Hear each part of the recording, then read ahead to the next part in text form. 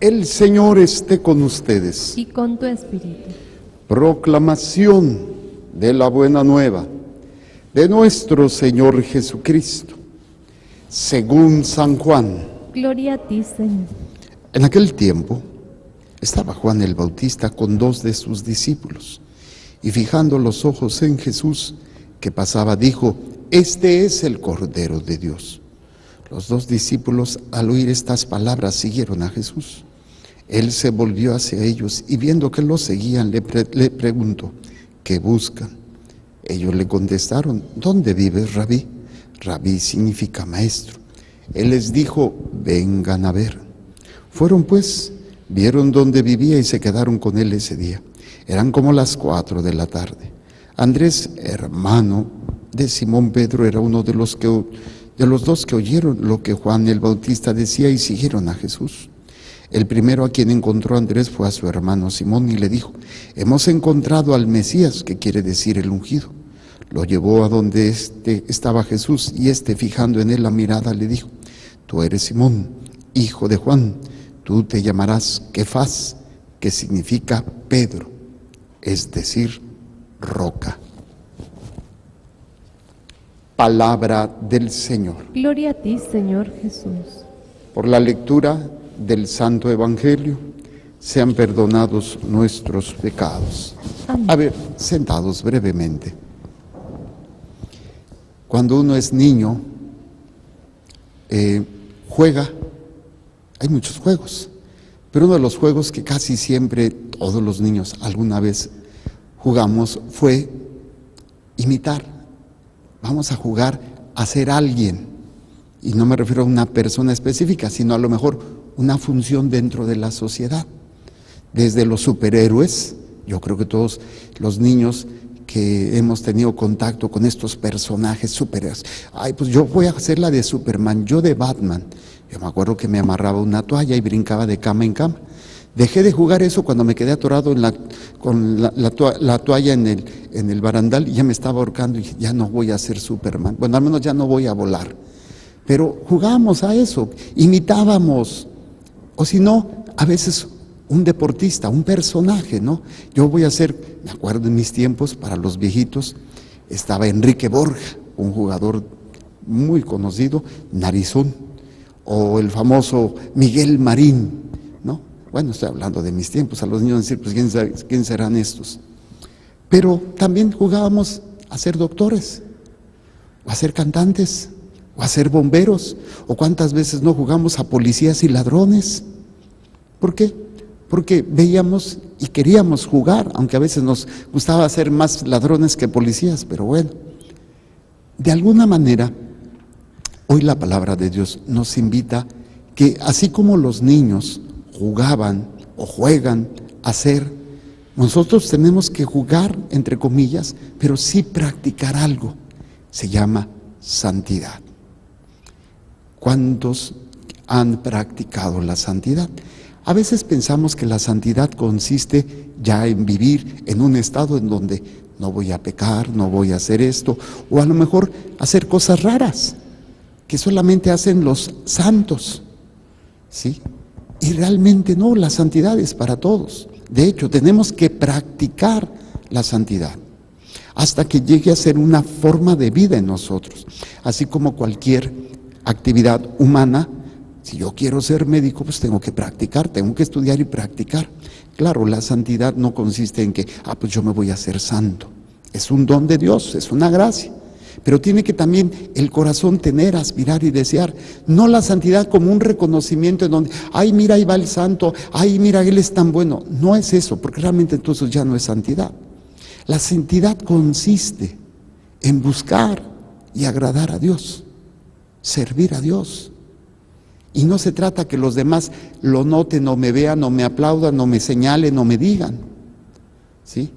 Y es más, cuando las personas realmente buscan esto, pues se nota en el sentido, en su prudencia, en su sencillez.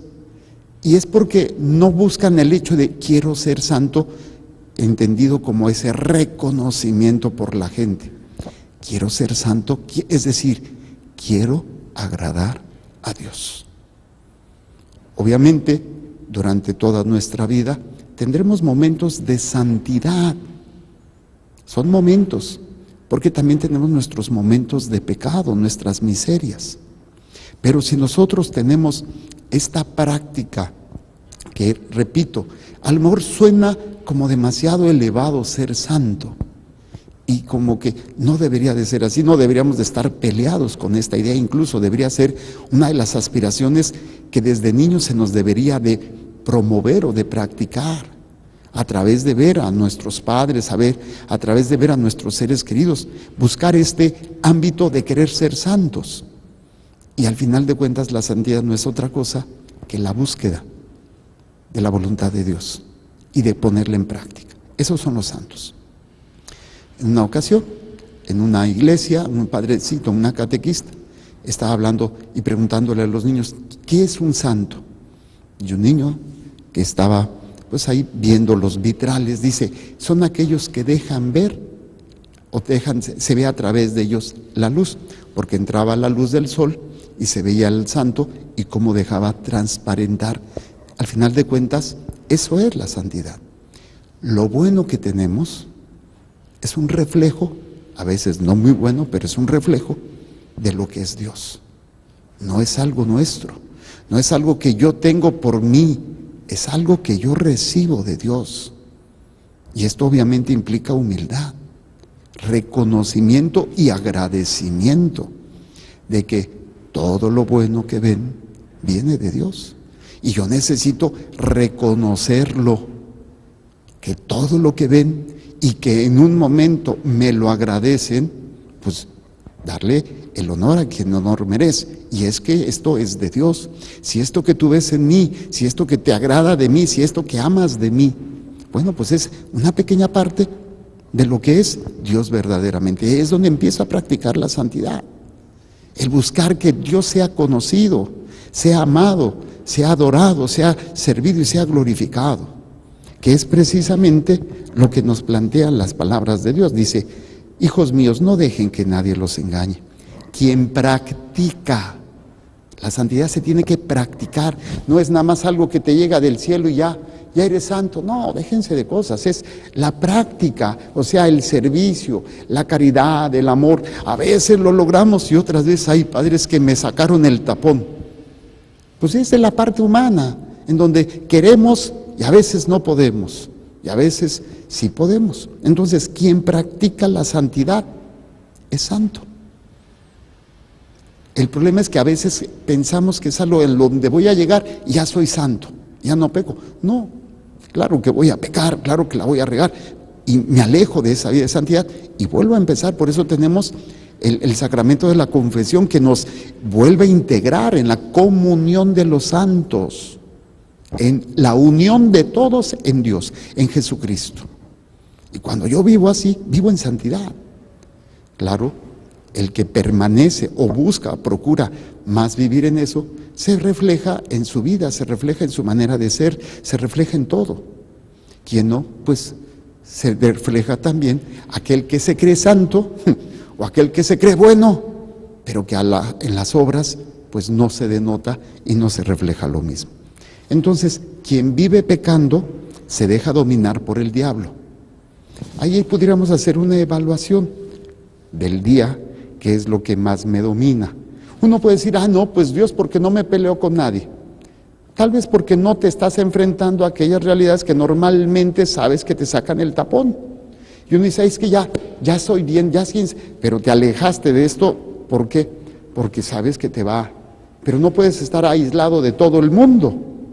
Entonces la santidad no es el aislarse, que era una forma que se entendía antiguamente, por ejemplo, los ermitaños, que son los primeros que van a vivir de alguna manera como lo serían los religiosos, ¿no? Apartarse del mundo, porque el mundo es el que me lleva a pecar. Entonces yo solito y Dios en una cuevita. Pero pues no se podía vivir así. ¿Por qué? Porque la parte humana no se puede quitar. Y aún así solos pecamos, tenemos pensamientos, tenemos necesidades, y esto nos lleva a pecar. Por eso, cuando el ser humano vive pecando, se aleja de la santidad. Cuando uno vive buscando el servir a Dios, se acerca a la santidad. Entonces estamos como en un sub y baje. A veces estamos santos y a veces estamos pecadores. Entonces nuestra evaluación cada día es: ¿qué tanto quise servir a Dios? ¿Qué tanto en este día busqué servir y que otros conocieran a Dios a través de lo que hago? Incluso algo cotidiano, no estoy hablando de algo extraordinario como ir a evangelizar o expulsar demonios. No, de mi diario hacer, de lo que hago diario, que sea un instrumento para que otros conozcan a Dios. Estoy practicando la santidad. Cada vez que yo perdono, estoy practicando la santidad. Cada vez que yo tolero, estoy practicando la santidad. Cada vez que yo me humillo, estoy practicando la santidad. Es como hacer ejercicio, si me permiten la comparación. Si yo hago ejercicio una semana, pero luego no hago en las demás semanas del año, pues no va a dar ningún resultado. Pero si yo empiezo a practicar, repito, la santidad no depende de uno, depende de Dios. Dios quiere que todos seamos santos. Dios ha depositado en cada uno de nosotros la posibilidad y la gracia. Ya está esperando por ti. El problema es que tú quieras, el problema es que tú estés disponible buscando practicar la santidad. Y dice: quien vive pecando se deja dominar. O sea, que al final de cuentas, ¿quién lo va a dominar? El diablo, ya que el diablo es pecador desde el principio. Pues bien, para eso se encarnó el Hijo de Dios, para deshacer las obras del diablo. Esto se lo explicaba yo a los niños.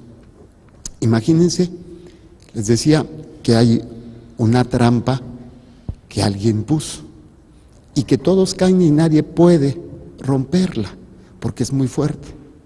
Pues imagínense que viene un hombre sumamente fuerte, se deja atrapar de la trampa y ya que está en la trampa, la rompe. Eso es lo que hace Jesús. Todos caemos en la trampa del pecado y la consecuencia del pecado, que es la muerte. Jesús se deja atrapar, no por el pecado, pero sí por la muerte, para que ya dentro de la muerte Él la rompa y entonces nosotros podamos ser liberados de la trampa de la muerte, de la trampa del pecado. Por eso dice, ninguno que sea, dice, pues para bien, para eso se encarnó el Hijo de Dios, para deshacer las obras del diablo. Entonces yo tengo que practicar, deshacer las obras del diablo. Eso es santidad. Si yo ya sé que esta persona me genera una reacción, la persona no va a cambiar. La que tiene que cambiar es tú. Ahí estás practicando la santidad. Estás rompiendo lo que Satanás ha hecho en ti, una conducta de rechazo, una conducta de juicio, una conducta de agresividad hacia esa situación. Y nosotros pensamos que la santidad es que los demás cambien para que yo esté bien. En mi noviciado hace 20 y tantos años, éramos 18 novicios, 12 hombres y 6 mujeres. Y había uno muy característico. Lo llegamos a descubrir que se dormía en piedras, ponía piedritas y en esas se dormía. Y pues así, la primera vez que yo veo eso y dije, ay, en la torre, yo no hago eso, yo no quito mi colchón bien sabroso. Y tenía unas cuestiones así, pero un día, por una serie de situaciones, dice, yo me voy de esta comunidad, porque el ambiente no se presta para ser santo. ¿A poco el ambiente es el que hace la santidad? No.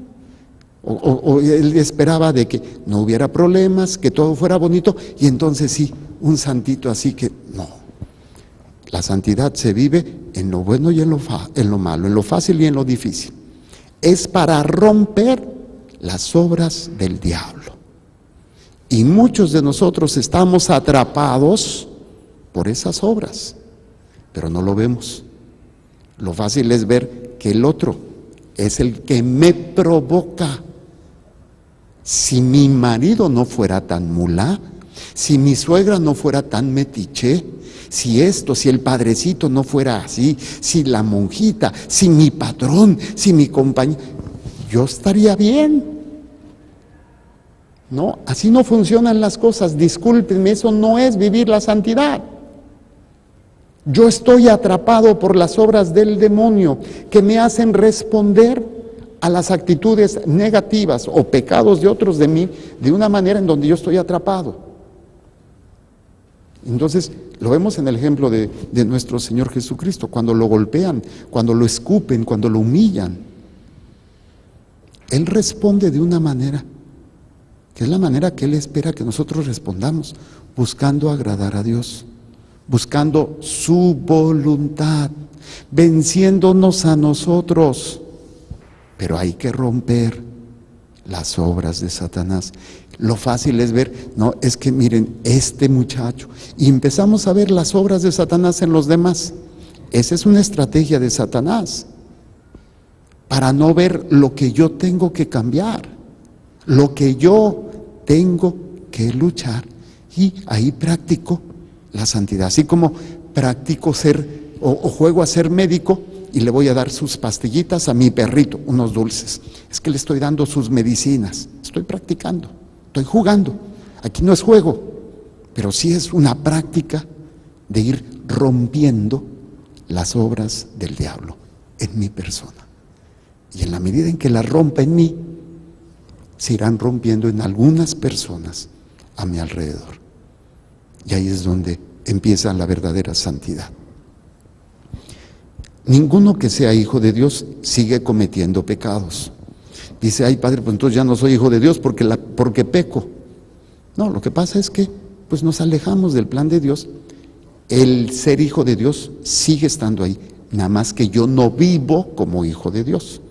La famosa canción del Padre Rayito dice, yo era un chavo banda de la banda, alguien me decía que era hijo de la fregada y eso me creía, hasta que alguien me dijo, eres hijo de Dios. Entonces, los que viven en santidad o buscando, practicando la santidad y luchan contra el demonio, van a caer, sí vamos a caer, pero estamos luchando. No es lo mismo luchar, caer, levantarte, acostumbrarte a vivir en el pecado o a no quererte dar cuenta que estás en pecado.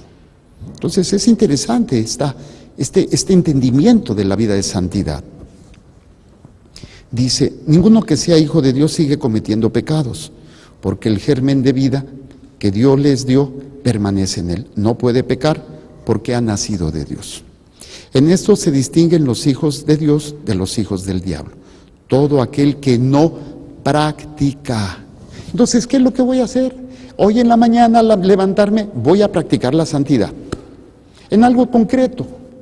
Si me levanto, pues me voy a levantar con una actitud para vencer las obras del diablo que me voy a enfrentar todos los días y trabajar en las obras de Dios. Eso es practicar la santidad. No hay otra forma. Y si ustedes analizan la vida de los santos, en eso consistía. Y es una lucha diaria. Dicen del Padre Pío, todo un santo, pero tenía un genio, como ustedes comprenderán. Hasta cacheteó a algún de sus feligreses y una cachetadota. A mí me han dado ganas, fíjense, algunos que otros cachetadas guajoloteras y unas patadas ahí. Lo mismo dirían, lo mismo para usted, padrecito, lo mismo para usted.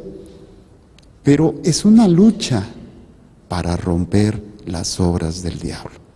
Si en este día no rompiste nada, no practicaste la santidad, porque es fácil aislarnos.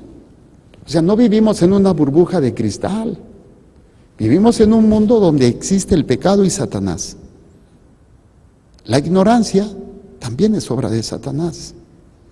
El egoísmo, todo esto que a veces uno piensa, no, pues yo me aíslo o yo vivo mi mundo y todo tranquilo. No, así no se vive la verdadera santidad. En esto se distinguen los hijos de Dios de los hijos del diablo. Todo aquel que no practica la santidad no es de Dios. Tampoco es de Dios el que no ama a su hermano. Uy, Padre, recuerden que el amor en este sentido no es un sentimiento, es un acto de voluntad. Te amo porque Dios me ama y decido amarte aunque tú no me ames. Incluso aunque tú me lastimes, te amo. Y ahí estoy luchando por practicar la santidad. Y termino con el Evangelio. Muy sencillo, no me voy a prolongar porque según yo no me iba a tardar. Pero bueno, fíjense este planteamiento y con esto termino. La santidad termina, acuérdense, ¿cuáles fueron las palabras que dijo Jesús de Juan? No ha habido varón nacido de mujer más grande que Juan, pero hasta el más pequeño en el reino de los cielos es más grande que Juan. ¿A qué se refiere? A la labor de Juan, señalar quién es Jesús. Esa es la mayor santidad que podemos tener. Llevar a esas personas de ver lo que yo tengo de bueno, lo que yo tengo de reflejo de Dios en mí, es para utilizar esa herramienta poderosa de atracción, porque son mis hijos y ahí es el lazo de sangre, porque es mi esposo, mi esposa, porque ahí es el lazo sentimental, porque son mis amigos, porque son mis trabajadores, porque dependen de mí, por lo que ustedes quieran. Y mostrarles y decirles, este es el Cordero de Dios, este es el Hijo de Dios. Y yo pasar a un segundo plano para que Jesús pase a primer plano. Ojalá fuera tan fácil, pero si yo empiezo a practicar la santidad, voy a hacer de todo esto, de todo lo bueno que yo realizo, de todo lo bueno que yo puedo tener, siempre estar señalando quién es Jesús. ¿Quién es Jesús? Por eso dice, fijando los hijos, en aquel tiempo estaba Juan el Bautista con dos de sus discípulos, fijando los ojos en Jesús que pasaba, dijo, este es el Cordero de Dios. Obviamente, ¿qué significa esto? Para nosotros a lo mejor no tiene una connotación, pero para un pueblo judío, el Cordero era el símbolo de la liberación. Acuérdense que cuando hubo la liberación del pueblo judío de Egipto, se sacrificaron animales y se marcaron las puertas para que el espíritu de la muerte no pasara por ahí y ellos pudieran ser liberados de la muerte y luego liberados de la esclavitud. Bueno, este es el Cordero que nos libera de la esclavitud del pecado y de la muerte eterna. Así como este Cordero de un año creo, sin manchas, que no tuviera pintura, que no fuera pinto y que no tuviera ningún defecto físico, era sacrificado para proteger. Te liberaba de la muerte y te liberaba de la esclavitud. Entonces cuando los discípulos oyen, este es el Cordero de Dios, o sea, este es el que viene a liberar a Israel de todo. Obviamente, esto no lo entendían al principio. Va a haber un proceso de entendimiento porque los discípulos tienen que empezar a practicar la santidad. Empiezan a practicar la santidad poco a poco. No lo entienden, hacen milagros. Señor, ¿quieres que les caiga un trueno a estos? Porque no han entendido. Cuando en un momento así, los Boanerges, los hijos del trueno, que le dicen a Jesús por un poblado que no los quiso recibir, mandamos un trueno para que los mate. No estaban entendiendo. Van a tener que vivir todo un proceso, vivir la pasión, la resurrección, y todavía van a tener que vivir su propia vida hasta dar la vida para poder practicar la santidad. Y la verdadera santidad es de tanto practicarlo aquí, vamos a terminar en la presencia de Dios. La práctica de la santidad significa hacer presente a Dios. Todo lo hago por Él, en Él y para Él. Y si lo empiezo a practicar aquí, tanto practicarlo, llegaré a estar en su presencia para toda la eternidad. Hermanos, esto es lo que hoy la palabra de Dios nos da a través de estas lecturas y sobre todo que nos invita a que el nacimiento de Cristo sea realmente esa experiencia espiritual de nacimiento en nosotros, de crecimiento, de fortalecimiento de la persona de Cristo y todo lo que implica en nuestra vida interior y se refleje en un servicio, en una entrega, en una práctica de la santidad, la búsqueda de la voluntad de Dios y la destrucción del pecado, de las obras de Satanás. Presentemos a Dios nuestro Señor las intenciones y necesidades de cada uno de ustedes y de todos aquellos que les hemos prometido orar.